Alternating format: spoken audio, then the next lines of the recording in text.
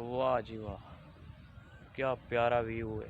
वेखो जी शैडन ते ये जनाब कद्दू इडू करेला खरबूजा पेठा हर चीज़ साडे पिंड च है। अस्सलाम वालेकुम जी, की हाल चाल ने सारे दोस्तों के। ते जनाब अज असी आए हुए हैं साडे पिंड च। ये जनाब सब्जी है, तेनों असी कद्दू सटते हैं।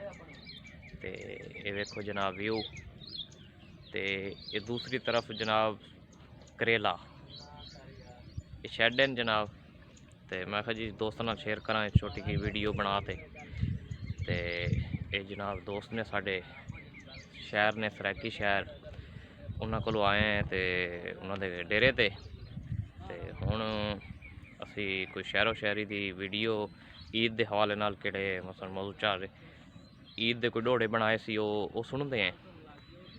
तो इंशाअल्लाह जी तुहाडी खिदमत च पेश करसों, तुसी भी उन्होंने साड़ी वीडियो सपोर्ट करसो, डोड़े तुहानू पसंद आ सन इंशाअल्लाह जी। तो जिन्होंने दोस्तों ने साढ़े चैनल में सबसक्राइब नहीं किया तो सबसक्राइब भी कर लवें, तो बेल आइकन भी प्रेस कर लवें। तो नैक्सट वीडियो लई वेट करो जी इंशाअल्लाह जी। ईद के नवे डोड़े और शहरों शहरी तुहानू जल्द मिल जासी। तो कमेंट दसो जी शहरों शहरी या तुसी व्लॉग की पसंद करते हो, असी वो चीज़ तुहाडे वास्ते बनाईए। तो शेयर करो वीडियो नू, सपोर्ट करो, तो इजाज़त दो नैक्सट वीडियो इंशाअल्लाह जी मिलने।